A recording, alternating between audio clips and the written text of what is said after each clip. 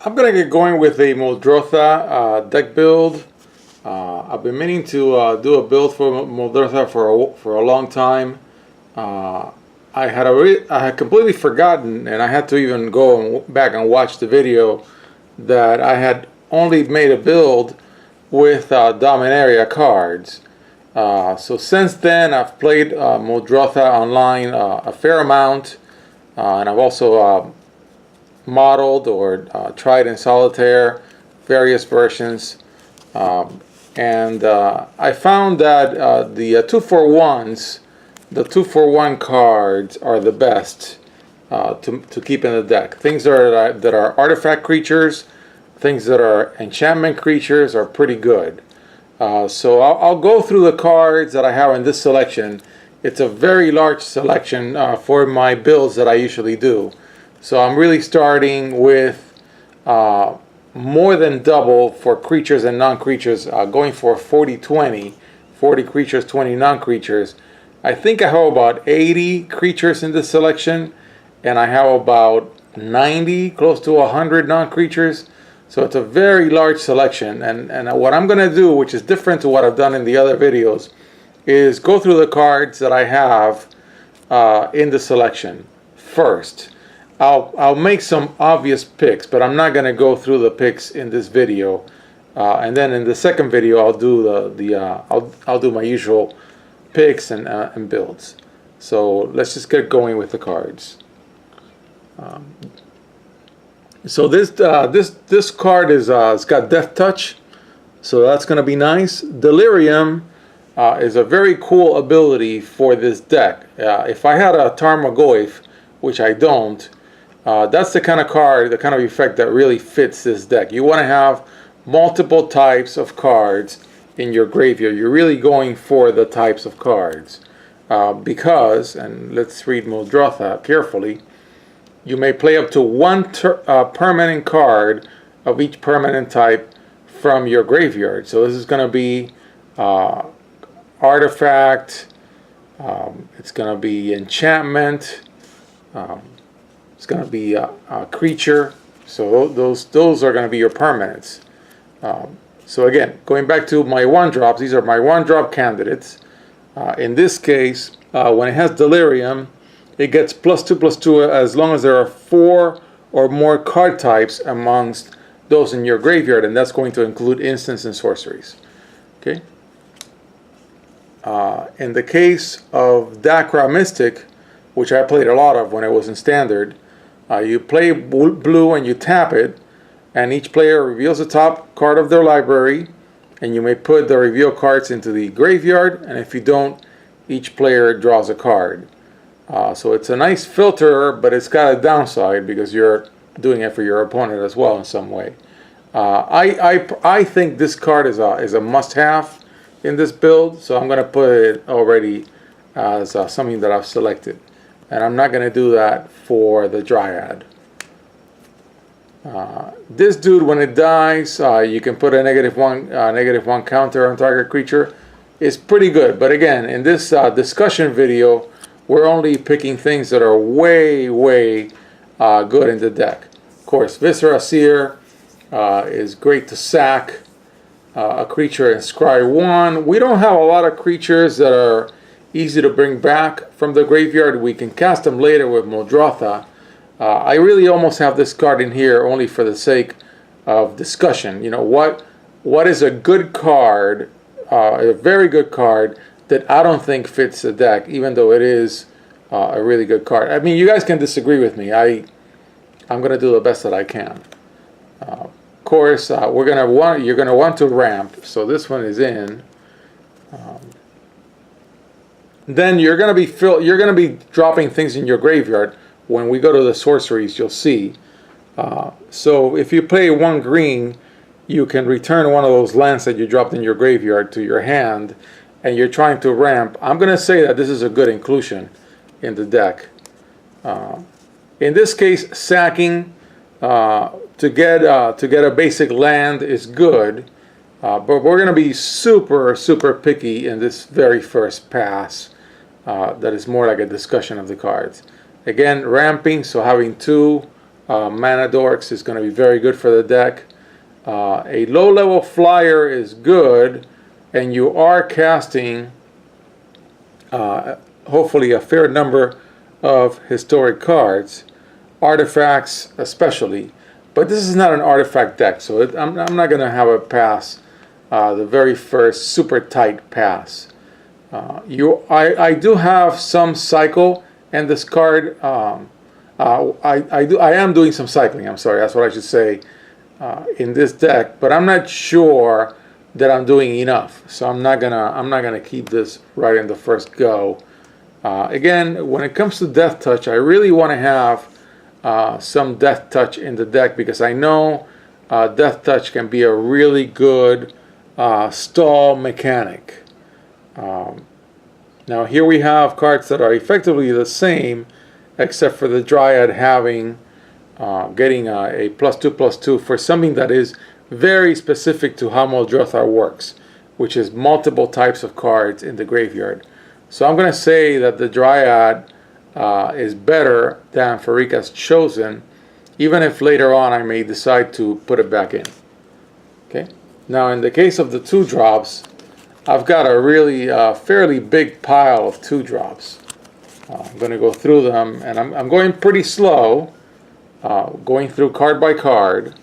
I'm making a little pile here to the side of the things that I reject in this first pass. Many of these cards are very good. Again, I've taken my time to go through a lot of cards to get to this selection. Okay, so the Kingpin has life link, and when an artifact enters the battlefield, you get to scry 1. That's good, but I'm gonna think about that one for later. Then the Vizier, it's one of these, whenever you cycle a discarded card, it gets something. That's pretty good, but I'm not sure how much cycling and discarding I'm doing. Now this one's pretty good because getting to scry 1 for free is good. So I'm gonna say that I would want it in this deck. In the case of an enchantment creature, just by being an enchantment creature, that's a huge bonus. I've played this card a lot, and I think it really belongs in this deck. It does a temporary exile thing, so I'm going to say yes. Now, this card is really one of my favorites because I love enchantment decks. Of course, I'm a huge fan of Theros. And it's going to allow me to cast my enchantments for cheaper, but I'm not really full on enchantments here. So I'm going to set it aside. Now I picked a few enchantment creatures out of my Theros selection. And so that's really a bonus. But even in this case, I'm being super picky in this selection. And I know this card is just, basically... limited shaft from Theros, so I'm not going to pick it. I'm just showing it here to say, hey, enchantment creatures can get picked either as a creature or an enchantment from the graveyard. So we're gonna have it in here maybe for a second round. Now something that can be returned from the graveyard is pretty good because Muldrotha is a 6-drop. So there's a lot of things that you need to do in this deck before you're able to cast Muldrotha. So you got to be careful. You can't just bank on Muldrotha 100%. You may not get to cast it. It may get exiled. It may get destroyed. So your deck has to be able to do things without Muldrotha. And this is one of those cards, and that's why I want it, because I can cast it out of the graveyard. The Satyr Wayfinder is one of these filterers where you can drop things in your graveyard. You can pick something out. So this guy is very strong, I think, in this deck. Then in the case of the Falcon Wrath, you discard a card, and then you can flip it, and you get a flyer. You get a 3/2 flyer.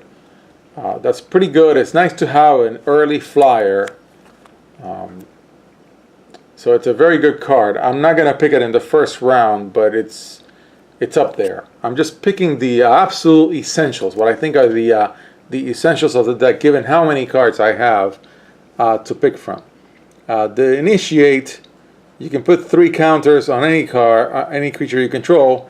You're likely going to put it on this one, and it'll be a nice mana rock. So I'm going to pick it, because then I can remove a counter and add 1 mana of any color, and I'm on 3 colors, and my mana base is going to stink, because this is going to be on a peasant's mana base. This card is also pretty good because it'll cost each player to discard, and in my case I don't mind discarding, because then I can cast whatever I discard with Muldrotha. Again, this card is a lot like the Heir of Falconwrath. It's a very good card, and I would almost pick it outright, but I'm being extremely picky this first round because I have such a wide selection of cards that I can put in here. Okay, the Elk can be sacked for a basic land. I'm going to set it aside for the first go, but again, it's a very good card. In the case of Hapatra, I think Hapatra is going to go in for sure. It's going to be able to generate tokens for me, tokens I can sack later for effects. And it's a very good card, so I'm going to say yes. The Geist, pretty good. I mean, it can be a chump blocker, and with Undying it'll come back, and it's got haste. I think it's a very good card, and I really want it in this deck. Maybe it's just a bias because I've played the living daylights out of it. The same with Elvish Visionary. Comes in, draws you a card. I really want it in this deck. The Cultivator, same deal. I love having a black-green mana rock early. So it gives me a lot of versatility. So I like it. So I'm going to keep it. And you're seeing why I'm being so picky with other cards that are really good, is because I have picked from what I think is a fairly large selection of cards. This one, if I already have that land type, it'll be a mana dork for that. I'm going to pass on it for now. Being able to cast an additional land is, in my opinion, really good. So I think this guy is in. Now, for Tetsuko to work, I'm going to have to go through with the power and toughness 1s and see if this dude is actually going to help me. So I'm not going to pick him now, but I'm going to go through at some point and look at the power and toughness of what I've selected. Baral is very strong, definitely very strong, because it's going to allow my instants and sorcery spells to cost 1 less. And it's got the you may draw a card, discard a card business when I counter a spell. I think Baral should be in. This is one of the Dominaria cards. I'll leave it for a second go. And it'll allow me to drop some things in the graveyard. And the target player is going to probably be you. But I'm not sure I'm casting enough historics for this card to work here. So we're going pretty slow, and we've got a lot of cards to look at. And I think in this video I'm going to end with looking at these 3 cards. And all I've done, folks, is look through the 1-drops and the 2-drop candidates for the Muldrotha deck, now with a much broader selection.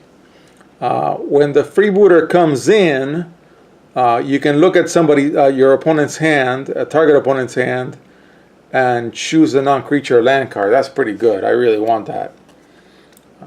Now this dude, when it dies, it replaces itself with a 2/2 zombie, black zombie. It's very good. I'm going to leave it for the second pass. And then the Aetherborn, having Death Touch and Lifelink, is really nice card. So I'm going to say it's in. So let's go through our selections so far, and you can see why I'm being so picky. Look at this. I already have 12, 16, 18. So of all the cards that I have not picked, it's actually a pretty good selection of cards. So I'm being very picky because I've widened my net of cards that I want.